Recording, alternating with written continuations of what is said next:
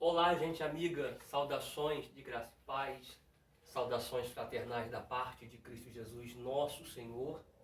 Estamos aqui para mais uma aula esta que será término da apostila.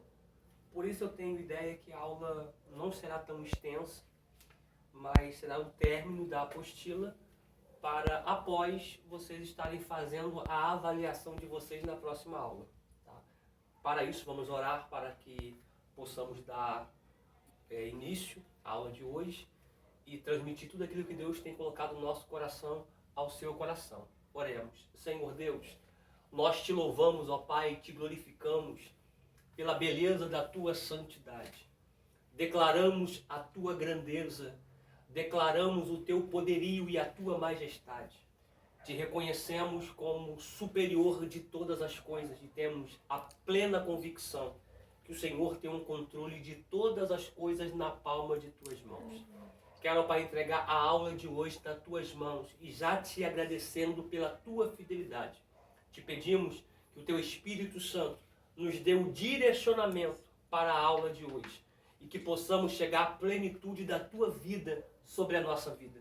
Porque está escrito em João 63, versículo de número 63, João 6,63, que a tua palavra ela é vida.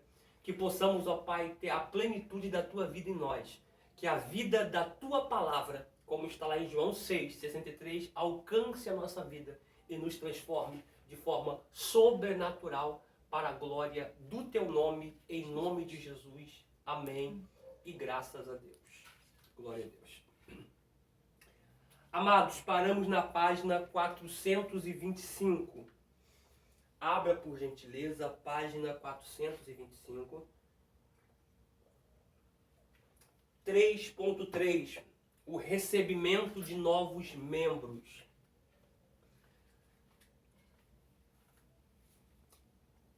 Diz assim: o crescimento da igreja é um alvo a ser constantemente buscado. Ele se dá em 3 direções. 1, crescimento vertical, que é para com Deus. Toda igreja que está no afã do crescimento, primeiro ela tem que crescer para com Deus. Conhecer a Deus. Como se conhece a Deus? Estudando acerca do mesmo na sua palavra. Porque a gente vive em um meio onde as pessoas dizem que amam a Deus sobre todas as coisas, que desejam conhecer a Deus, mas não se envolvem com a sua palavra.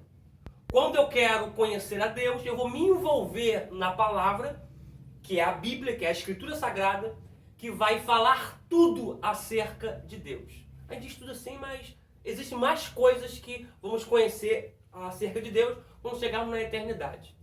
Mas a Bíblia, ela me mostra o que Deus gosta, o que Deus não gosta, o que Deus aprova, o que Deus não aprova, a forma que eu faço de comportamento para agradá-lo, para reverenciá-lo, como eu faço para obedecê-lo, praticar a sua vontade.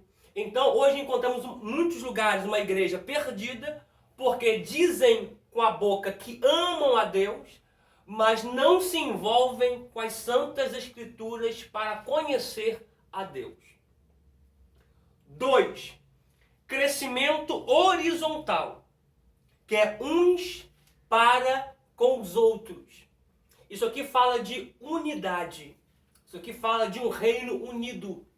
Porque a Bíblia vai dizer que um reino dividido, ele não subsiste, ele não prospera, ele não vai à frente. Então a igreja ela tem que estar unida. E o diabo, sabedor disso, ele vai tentar colocar divisão na igreja, para quebrar o crescimento, para romper o crescimento. Tá? E terceiro ponto é o crescimento quantitativo. A inclusão de novos membros. Os 2 primeiros podem ser denominados de crescimento qualitativo. Eles representam os 3 primeiros objetivos da declaração de propósitos de Rick Warren: celebrar a Deus, ministrar ao próximo e ensinar a obediência. O crescimento quantitativo corresponde aos 2 últimos objetivos da mesma declaração: batizar e fazer discípulos. Discípulos, no plural. Só que aqui eu tenho que ter uma base sólida. Por quê? Porque nem todo mundo que se batiza se torna discípulo. Deixa eu dar um texto aqui para vocês. Evangelho de Jesus, segundo escreveu João, capítulo 8.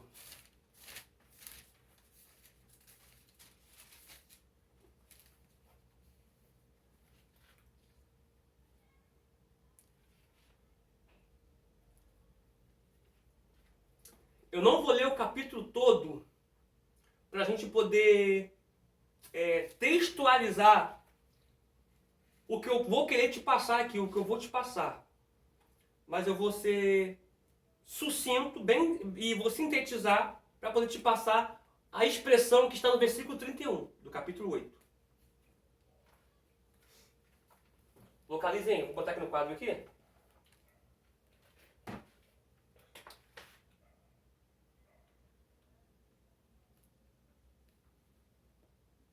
João 8, versículo de número 31. Olha essa expressão que Jesus vai usar aqui.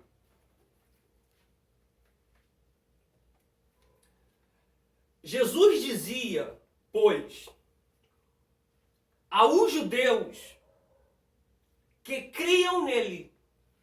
Aqui está falando para uma multidão. Todo o contexto aqui é para uma multidão.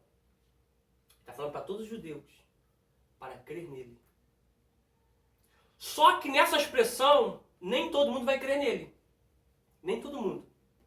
Como ele vai saber que nem todo mundo vai crer nele pela sua onisciência? Ele vai dar uma peneirada. Nessa peneirada que ele vai dar, ele vai dizer assim, ó. Agora ele vai dizer para a escola apostólica dele. Para os 12. Se vós permanecerdes na minha palavra. Primeiro ele fala para a multidão para crer. Depois ele olha para a escola apostólica e fala para crer, para todos. Nem todos vão crer nele. Ele vai olhar para os 12 e vai dizer assim, ó. Se vocês permanecerem na minha palavra, verdadeiramente, sereis meus discípulos. Primeiro é crer, e nem todo mundo crê. Depois é permanecer na palavra dele, para se tornar discípulo. Então, em contrapartida, nem todos que se batizam se tornam discípulos. Sim. Pegou isso aqui? Aí o 32 ele vai dizer assim, ó. E conhecereis a verdade. E a verdade vos libertará. Responderam-lhe: somos descendência de Abraão e nunca servimos a ninguém. Como tu dizes, sereis livres. Tu entendeu por que ele volta para os seus discípulos? Porque por essa indagação aqui da multidão, ele volta para os discípulos. Só que há um ponto X aqui no versículo 32, que ele diz assim, ó, aprenda a minha verdade. Ele não está dizendo para aprender a verdade. Ele está dizendo para conhecer a verdade. Porque a verdade ali é uma pessoa. Ele. Ele está dizendo assim, aprenda sobre a verdade. Ele está dizendo assim, ó, conheça a verdade. E não tem como conhecer alguém sem não se relacionar com ela. O que está faltando para muitos hoje é se relacionar com a verdade, para conhecer a mesma. Eu tenho feito algumas conferências que as pessoas têm ficado de boca aberta, de tantas coisas que aprenderam errado, porque o povo de antigamente não tinha esse nível acadêmico de conhecimento, e também porque o sistema ensinou errado. Então as pessoas absorveram. Isso é um problema da igreja. Eu não posso absorver tudo sem antes ver se bate com a palavra de Deus. Se as escrituras me confirmarem, ok. Se não me confirmarem, eu não abraço essa ideia. Tá? Prossigamos.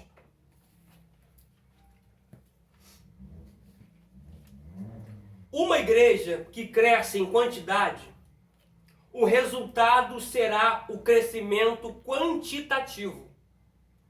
Uma coisa chama a outra. Assim, há 3 maneiras de se receberem novos membros na igreja. Veja bem, não é o caso dessa igreja que eu estou lecionando, não é o caso de vocês. Mas a gente vê muitas igrejas por aí que a gente roda para poder pregar, pela misericórdia do Eterno. A gente vê muita igreja que dá muita ênfase para muita coisa. Peça teatral, não sou contra. Jogral, não sou contra. Coreografia, não sou contra. Departamento de louvor, não sou contra. Departamento, enfim, não sou contra. Porém, quando chega na hora da palavra, é 15 a 20 minutos. E ainda uns têm a audácia de dizer, gente, chegamos na melhor hora, na melhor parte. A parte da palavra. Aí te chama pra frente e diz assim, ó, 15 minutinhos tá bom pra tu? Aqui minha esposa fala assim, vai fazer o quê? Pega a palavra, faço o meu agradecimento, né? Faço as minhas honras, falo de onde eu sou, debaixo de qual bênção que eu estou, trago o abraço do meu pastor, porque não saio sem a bênção do mesmo. E nisso aí vai me sobrar uns 5 a 7 minutos. Eu leio a palavra, oro, e não quebra a ordem litúrgica não. Nem a ordem cultica. O pastor acaba 9h30, sim, me passou a palavra 9h15, vai terminar 9h30. Ele ainda fala assim, irmãos, eu não vou pregar porque eu estou um pouco apertado, mas eu vou até onde o horário me permitir. Eu não corro mais com a palavra. Está aqui minha esposa e eu não corro mais. Não corro.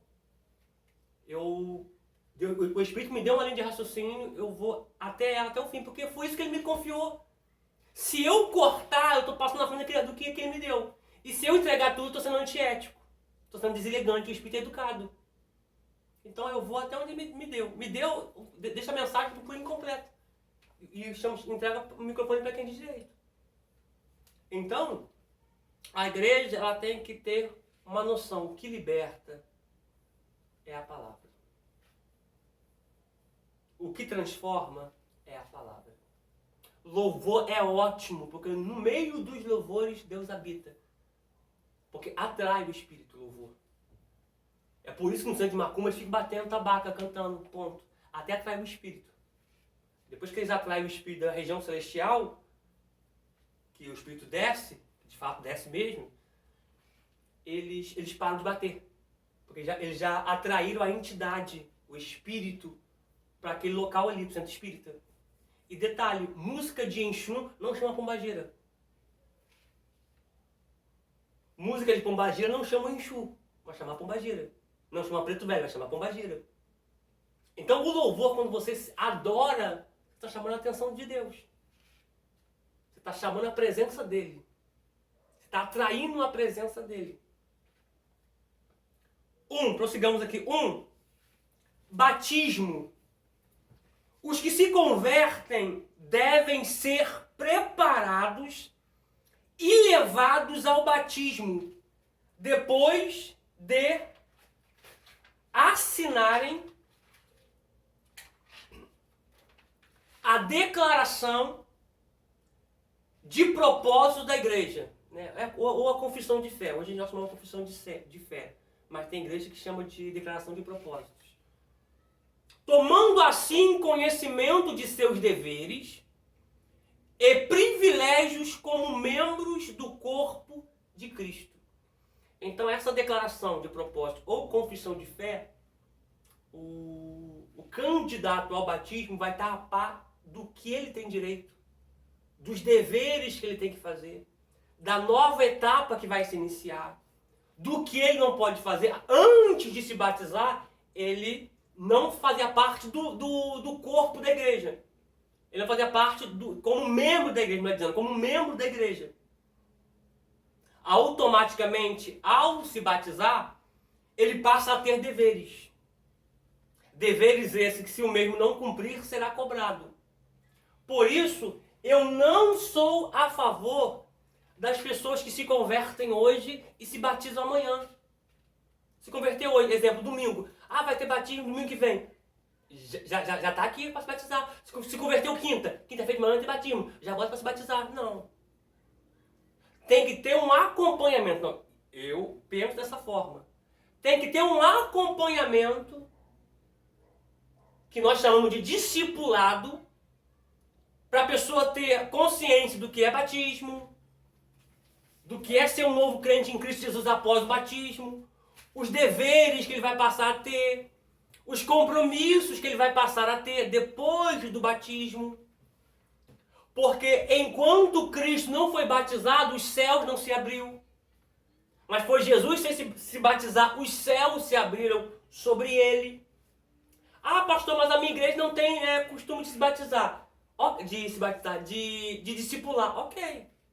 Mas eu defendo essa linha de raciocínio que toda pessoa que vai se batizar, todo candidato ao batismo, tem que ser discipulado. Lembra de Filipe? O eunuco de Candaça?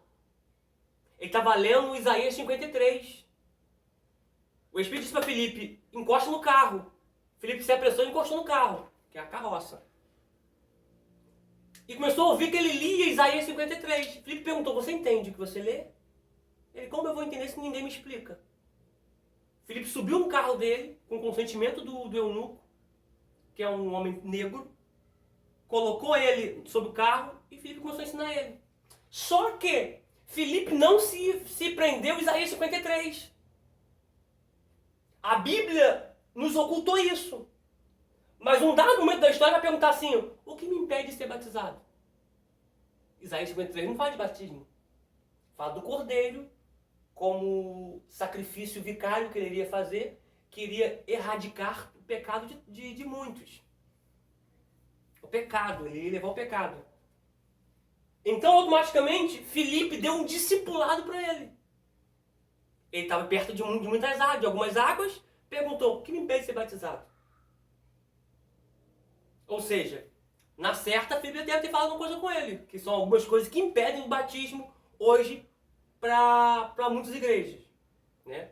Eu falo para muitos porque muitos não têm mais impedimento nenhum. Então a gente entra nessa divergência de impedimentos. Vou dar um exemplo aqui. Muitas igrejas batizam sem a pessoa estar casada. Já outras igrejas só batizam se as pessoas estarem casadas. Então você vê que tem igreja para tudo. Mas a gente precisa ver qual delas vive a palavra. Tá? Então, o discipulado ele é primordial. Porque o discipulado faz a pessoa ter ciência do que é batismo. Ok?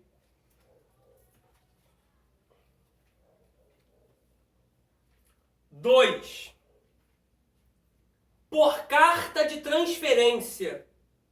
Aqui se refere àqueles que vêm com carta de transferência de outras igrejas. É conveniente que essas pessoas não sejam logo recebidas, mas passem por um tempo. Vou botar aqui, tempo sabático. Conheçam primeiro a igreja para a qual estão se transferindo. Leiam e assinem a declaração de propósitos para então se tornarem membros. Isso aqui é primordial. Primordial. Por quê? Por quê, alunos? Por quê? Porque se recebe hoje, o líder hoje se recebe, mas não está nem aí de onde a pessoa veio. A pessoa veio sem carta. Opa! Se veio sem carta, eu já fico com o pezinho para trás. Pastor, mas aí tu está julgando a pessoa. Não. Isso aí eu estou sendo prudente. Eu não quero nem colocar esse termo de julgar, porque a Bíblia diz em Coríntios, Paulo dizendo que nós vamos julgar os anjos. E vocês não têm questão de julgar as coisas entre irmãos? Paulo diz isso. É porque a gente pega lá o que Jesus disse e interpreta de forma errada. Não quero nem entrar nesse contexto não, porque isso aí é para submersão bíblica. A gente desmistifica muitas teses errôneas que as pessoas aplicam de forma errada, sendo que a Bíblia na totalidade não diz isso. Ok, vamos lá. Veio sem carta, eu já fico um pé para trás. Pastor, eu gostei da igreja, já estou vindo aqui há um tempo. Quero passar para quê? Ok, posso fazer um gabinete com você após o culto? Um gabinete de 10 minutos. Não precisa ser um gabinete de 2 horas, o pastor ficar falando abobrinha. Não, não precisa não. É ser direto, ó.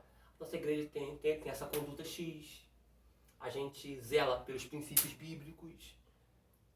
Você despertou interesse na igreja. Vamos fazer o seguinte. Observe a igreja dentro de 3 meses. Hoje é dia 10. Do dia 10, daqui a 90 dias, a gente volta a conversar. E ver se a sua visão ainda é para continuar aqui. Ah, tá, pastor. Ok. Nesse percurso de conversa, eu já vou pegar o antigo endereço da pessoa. Você veio de onde? Você é de qual igreja? Igreja X. Ok. O seu pastor tem telefone? Se você vai vir com carro. Ah, não, eu vou vir sem carro, quero que a igreja me receba por aclamação. Ok. Mas você já pegou o telefone do pastor.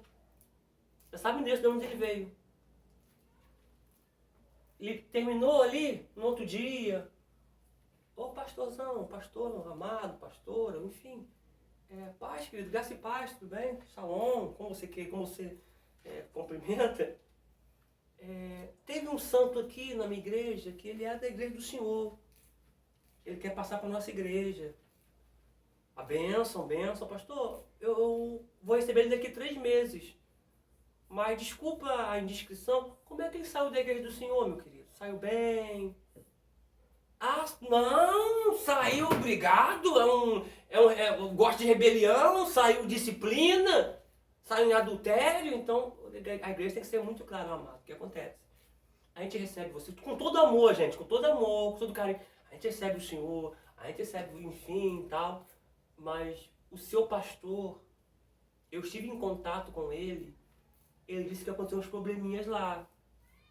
A gente não vai fechar a porta para você que nós somos igreja, claro que não. Só que você precisa cumprir disciplina. Para depois voltar. Depois você volta, depois você vem. Cumpre a disciplina lá, sai debaixo da bênção do teu líder. Porque vivemos numa época que a igreja é tão boa para mim enquanto eu estou lá. Depois que eu sair, o líder não presta, a igreja não presta. Será que é o líder? Será que é a igreja que não presta? Então, essa metódica, ela é muito ética. Sabe por quê? Porque o pastor, depois que te ligar o telefone, fala assim, caramba aí, ó. Gostei desse tudo do líder, hein? Me ligou para perguntar sobre a pessoa. E fala, não, pastor, então, pastor, me desculpa, eu não vou receber ele aqui não. Eu vou falar para ele voltar para cumprir a disciplina. Porque tudo que de ligar na terra, você está em disciplina, foi ligado. Tá? Isso é uma coisa que muitos não. Então, meu amor, volta lá com toda disciplina, tá? Com todo amor e com todo carinho. Hoje em dia, gente, as pessoas recebem, as pessoas não sabem de onde as pessoas veio, não sabem se saiu debaixo de bênção, se saiu brigado, se dividiu a igreja, se saiu no adultério, se a mulher que ele veio é a mulher que ele casou lá na igreja dele, porque às vezes ele arrumou outro, passou por uma coisa de disciplina, não gostou, saiu e foi para outra. E assim vai. Mas nós estamos falando do corpo de Cristo. De algo que é santo. Então essas precauções têm que ser tomadas. 3. Recebimento de desviados. Neste caso, há 2 considerações a fazer. Se ele foi membro da mesma igreja e agora está retornando, precisa renovar seus compromissos para ser recebido e dar claro testemunho da sua decisão. Mas se a sua origem é diferente, é recomendável informar a sua nova condição à igreja, de onde se desviou, para que então possa ser livremente recebido após assinar a declaração de propósitos. Amado, você voltou para a igreja hoje. Gente, você voltou para a igreja hoje. Presta atenção, você voltou para a igreja hoje e tal. Você era de qual igreja antes? Eu era da igreja daqui do lado. Se afastou por quê, querido? Sai de lá brigado com o pastor. Sai de lá. Então amém, amado, amém. Você sabe que a nossa conduta não é essa. A gente está com você aqui, te recebemos hoje. Tem algumas coisas que a gente precisa tratar ainda. Mas eu acho legal, da sua parte, agora como uma nova criatura em Cristo, voltar lá e se reconciliar com o seu pastor. Eu não falo amanhã não. Não falo amanhã não. Vamos tratar de você primeiro? Vamos ir tratando? Aí seja 1 mês, 2 meses. Quando você vê que você está tratado pelo Espírito Santo de Deus, você me procura e fala, pastor, eu vou procurar o meu antigo líder para me reconciliar com ele. Faça isso. Eu estou aqui intercedendo com você. Vai lá e me conta como é que foi. Por quê? Porque se ele está afastado, alguma coisa aconteceu. Se for outro afastamento, eu fraquei na fé, eu caí. Exemplo, eu estava firme na fé, mas eu me deslizei e caí. Aí caí, você se afastou. Eu caí com uma mulher, aí eu resolvi me afastar. Ok. Mas aí você saiu da igreja de disciplina? Não, eu nem entrei de disciplina. Eu caí, aí eu saí e fiquei assim mesmo. Então, ok, vamos tratar de você. Vamos tratar da sua alma. Depois que essa alma estiver tratada, você vai lá e se reconcilia com o seu pastor. Não quero voltar para... Não estou falando para você voltar para lá. Aí está aqui. Estamos aqui cuidando de você. Mas vai lá e se reconcilia com o seu líder. E volta e me conta a experiência. Ele vai chegar e falar assim, pastor, eu queria procurar conversar com o senhor. Eu errei, eu falhei. Conversei com o meu líder que eu estou agora. E ele me orientou a procurar o senhor. Gente, o pastor vai ficar assim, ó. Gente, olha... Porque são atitudes que muitos não tomam. Todo estado que eu vou, eu levo carta. Eu cheguei num estado para poder ficar alguns dias ministrando, eu levei a minha carta de recomendação do meu pastor. O pastor pegou e falou assim, nossa, há 28 anos que eu não vejo mais uma carta dessa. O senhor está de parabéns, o seu líder está de parabéns. Porque há 28 anos eu não vejo mais uma carta como essa. Porque a igreja recebe pregador, não sabe nem de onde o pregador veio. O pregador às vezes nem a igreja tem, não dizima, não primicia, não oferta, não toma ceia. E tá aí, ó. Tá aí. De onde tu é? De onde tu vem? De rodear a terra. E tá igual Satanás. Não, de rodear a terra. Mas o cara não tem uma igreja, o cara não tem uma cobertura espiritual, o cara não tem um sacerdote, o cara não tem um líder, o cara não tem nada. 3.4. As ordenanças da igreja. A maioria dos grupos protestantes concorda entre si que Cristo deixou à igreja 2 observâncias. Batismo nas águas e a ceia do Senhor. Estes ritos históricos da fé cristã são normalmente chamados sacramentos ou ordenanças. O termo sacramento, que provém do latim sacramento, é mais antigo e aparentemente de uso mais generalizado que o termo ordenança. O termo ordenança também se deriva do latim ordo, uma ordem, relacionada ao batismo nas águas e à Santa Ceia. Tá? Eu estou usando essa expressão aqui, Santa Ceia, mas essa expressão Santa Ceia não aparece na Bíblia, em nenhum lugar. Mais pra frente eu falo sobre isso. A palavra ordenança, que é ordo no latim, sugere que essas cerimônias sagradas foram instruídas por mandamentos ou por ordem de Cristo. 1. O batismo nas águas. Já quero falar aqui, que o batismo é um símbolo. Nicodemos, se você não nascer da água e do Espírito, de maneira nenhuma entrará no reino dos céus. Batismo não salva. Batismo é um símbolo que se acompanha a salvação. Tá? É um símbolo. Porém, o ladrão da cruz não foi batizado, mas não deixou de entrar no paraíso. Tá? Mas o batismo é um acompanhamento para a salvação. A ordenança do batismo nas águas tem feito parte da prática cristã desde o início da igreja. O modelo para o batismo está referendado em Cristo. Mateus capítulo 3, versículo 13 ao 17, fala do batismo de Cristo. E tem como propósito simbolizar a identificação do crente com Cristo e a igreja. Historicamente, são 3 as formas principais de batismo: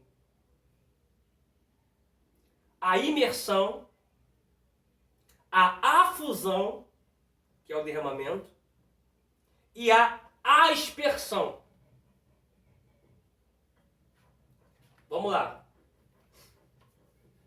A imersão, o que é a imersão? O que é a imersão?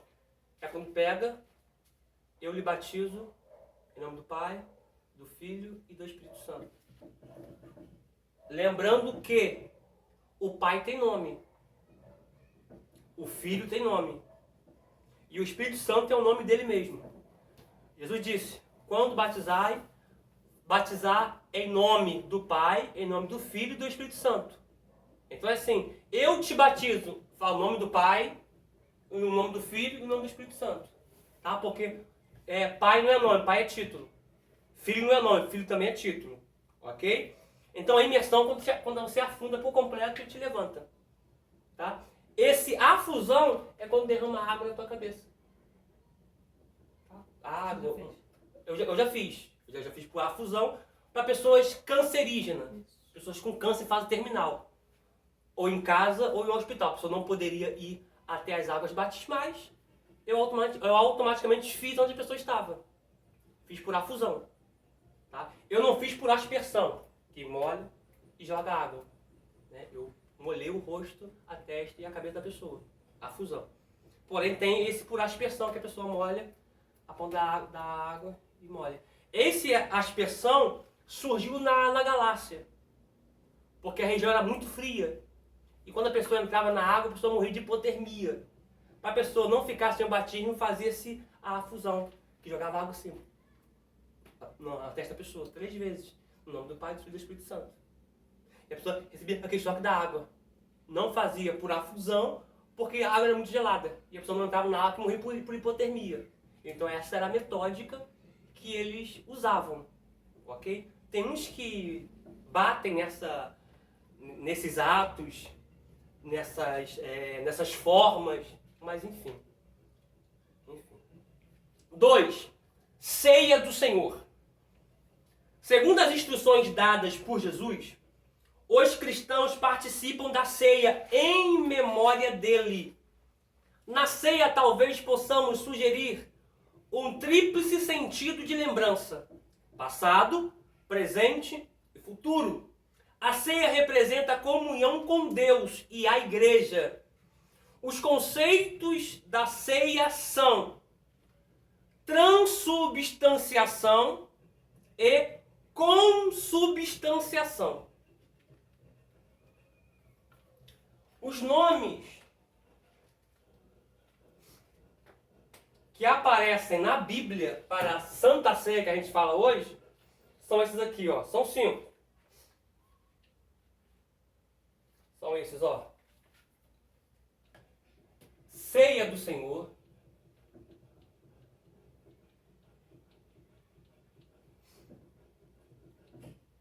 cálice do Senhor.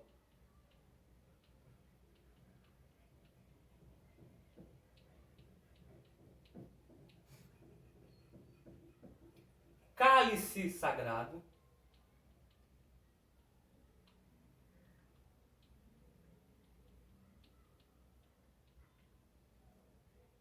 Mesa do Senhor.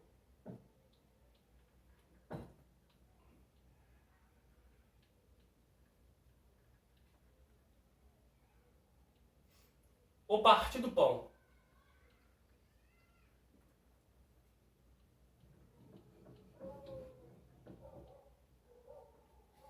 São esses 5 aí que aparecem. Vou deixar vocês escreverem.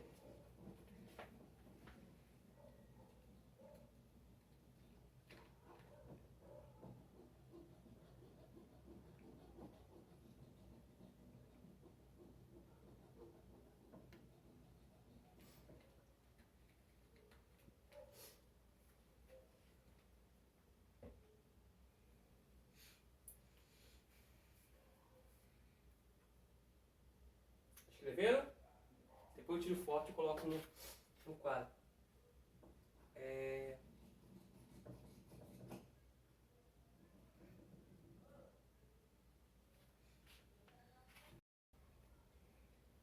Vamos lá, gente. Então são esses aqui. Depois eu tiro foto e coloco no grupo. Vamos lá. O propósito da igreja. 1 é evangelização. A parte central das 2 instruções de Jesus aos seus discípulos, antes da sua ascensão, foi a ordem de evangelizar o mundo e fazer novos discípulos. Vamos ler um texto desse aqui?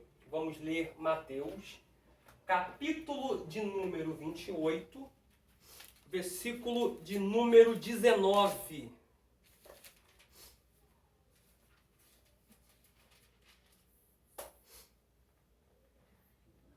Diz assim: portanto, ide, ensinai a todas as nações, batizando-as em nome do Pai, e do Filho, e do Espírito Santo. A igreja é chamada a ser uma comunidade evangelizadora. 2. Adoração. A igreja também é chamada a ser uma comunidade que adora. Quando os crentes adoram a Deus, são invariavelmente abençoados e espiritualmente fortalecidos. Todos os aspectos da nossa vida cristã devem caracterizar-se pelo desejo de exaltar e glorificar ao Senhor. 1 Coríntios, capítulo 10, versículo 31.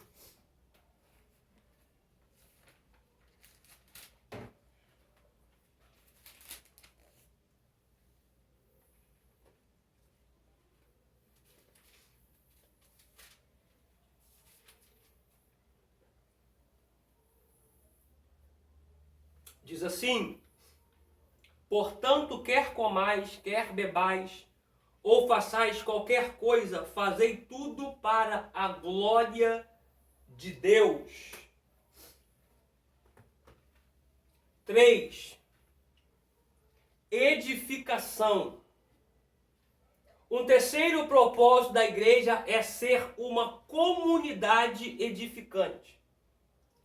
Na evangelização, a igreja focaliza o mundo. Na adoração, volta-se para Deus. E na edificação, atenta para si mesma. Vamos ler Efésios capítulo 4, do versículo 12 ao versículo 16.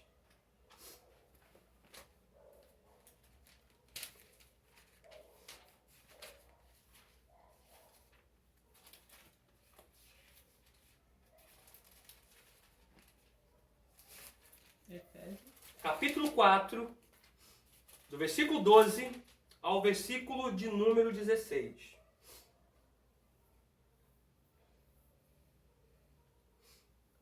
escrito está, para o aperfeiçoamento dos santos, para a obra do ministério, para a edificação do corpo de Cristo, que é a igreja, até que todos cheguemos à unidade da fé e ao conhecimento do Filho de Deus, a homem perfeito, à medida da estatura da plenitude de Cristo, para que não sejamos mais crianças, atiradas para lá e para cá, carregado por todo o vento de doutrina, pela artimanha e astúcia dos homens, que ficam à espreita para enganar. Isso fala de maturidade espiritual.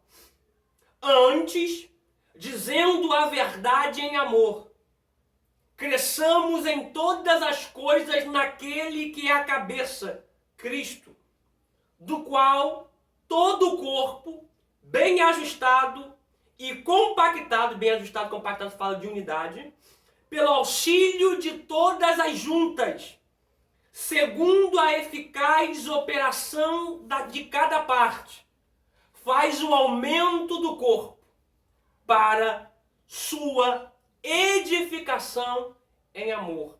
Você observou que a parte final diz que faz o aumento do corpo, fala de crescimento. Mas só há o crescimento se a igreja estiver bem ajustada, compactada, vivendo em unidade. Aí sim há crescimento. Ok?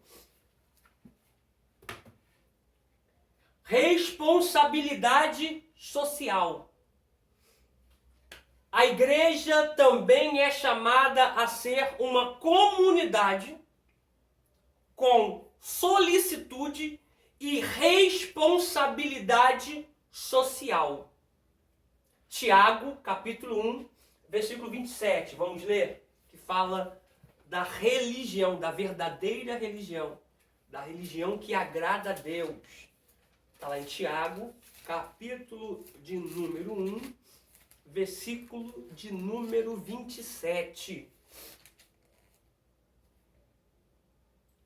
Escrito está: a religião pura e imaculada. Tá? Quando a gente fala de religião, gente, vem de uma palavra chamada religare. O homem procura uma religião por causa dessa expressão religare, que significa religar o homem a Deus. Então eles procuram se conectar com Deus em várias religiões. Porém, o único que faz o religare, que nos religa a Deus, é Cristo. O único. Através do seu sacrifício. Portanto, só existe um mediador entre Deus e os homens, a saber, Jesus Cristo. A religião pura e imaculada diante de Deus e Pai é esta: visitar os órfãos e as viúvas nas suas tribulações e manter-se sem manchas do mundo. A sua tradução está diferente, né? Porque a minha está na King James, é um dos textos mais receptos ao original. Quer ler na sua? Lê alto, por favor. A religião pura e imaculada para com Deus, o Pai, é esta: visitar os órfãos e as viúvas nas suas tribulações e guardar-se da corrupção do mundo. Corrupção do mundo. Aqui a gente consegue entender que é fugir das manchas do mundo. Forte, né? Outro texto. 1 João, capítulo de número 3, versículo 17 e 18.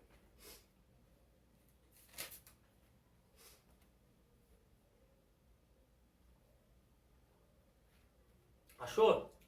Escrito está: porém, quem tiver os bens do mundo e ao ver seu irmão necessitado, fechar-lhe o seu coração, como habitarás nele o amor de Deus? Esse amor de Deus, ele fala da pessoa do Espírito Santo. Porque nós somos maus, gente. A nossa natureza é má. Quando você vê alguém na rua e você se condolece de você ajudar alguém, é o Espírito Santo. Porque por você mesmo você não daria 100 reais para uma pessoa. 50 reais para uma pessoa na rua. Hoje em dia tu prega num lugar, eles te dão muito mal 20 reais, em alguns lugares. Porque o homem é mau. A natureza do homem é ser má. Porém o amor de Deus na pessoa fala do Espírito Santo, que promove isto na pessoa. Prossigamos, 18. Meus filhinhos, não amemos de palavra, de boca. Ser uma pessoa hipócrita. Fala uma coisa, mas não vive aquilo que fala. Nem de língua, mas por obra e em verdade.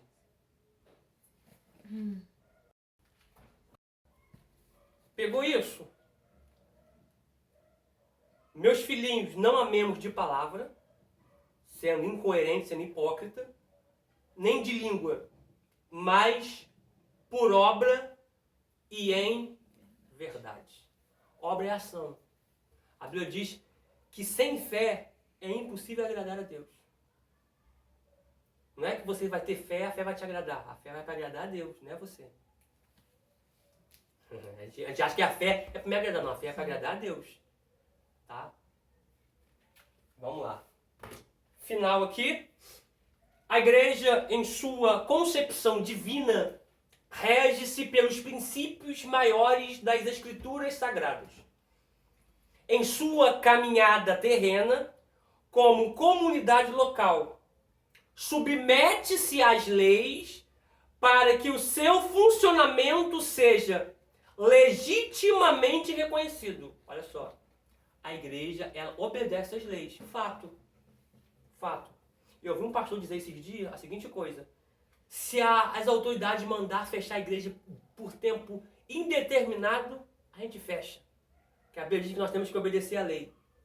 Eu peguei logo a oportunidade após e falei, não, a gente temos que obedecer às autoridades, como está lá em Romanos 13. Porém, está lá em Atos, que o que importa é obedecer a Deus do que aos homens. Que as autoridades queriam parar Pedro e João. Prenderam ele, o anjo foi lá, livrou ele. E Pedro continuou pregando. Eles queriam que eles parassem de pregar. Pedro falou assim, não, importa a gente obedecer a Deus do que aos homens. É claro que a igreja tem que estar o quê? Legalizada para ser legitimamente reconhecida. Ok? Final aqui. Todavia, sempre que houver colisão entre as leis humanas e as leis de Deus, estas continuarão sendo o nosso padrão absoluto de referência para o nosso viver eclesiástico. Eu fiz uma colação de graus esses dias agora, a formatura, um ato solene, onde nós nomeamos vários ministros de confissões religiosas. Só que eu falei para eles que as leis que vocês estão obedecendo do homem não possam interferir nas leis de Deus, nos princípios que são eternos e irrevogáveis. Que a gente, para poder exercer o nosso ministério como ministro de confissão eclesiástica, como ministro de confissão religiosa, como juiz de paz eclesiástico, a gente cumpra os princípios bíblicos. Porque se a lei manda a gente casar algo que vai contra a palavra de Deus, eu não caso. Mesmo sendo lei. A lei do homem não pode quebrar os princípios que são eternos de Deus. Ok? A gente ama, a gente abraça, a gente ora, mas apoiar tal ato a gente não apoia. Ok? Esse é o nosso término da apostila Administração Eclesiástica. Eles mandaram até uma página a mais aqui acerca do questionário, acerca da avaliação de vocês, que vocês vão fazer na próxima aula. Mas queremos agora orar aqui para se despedir desta aula, mas não da pessoa bendita do Espírito Santo. Tá bom? Agradeço vocês de coração pela compreensão da nossa viagem. A gente ia viajar só no domingo, mas os ônibus mudaram e fez com que a gente antecipasse a nossa viagem. Vamos orar. Senhor, te agradeço pela tua fidelidade, pelo Deus tremendo que o Senhor é. Muito obrigado por esta aula que passamos aqui na tua presença. Muito obrigado por esta disciplina que alcançou o nosso coração. Muito obrigado pela tua fidelidade. Eu louvo e adoro o teu nome em Cristo Jesus, nosso Senhor. Amém. E graças a Deus. Deixo um abraço enorme para vocês. E a próxima aula é prova. E até breve, se assim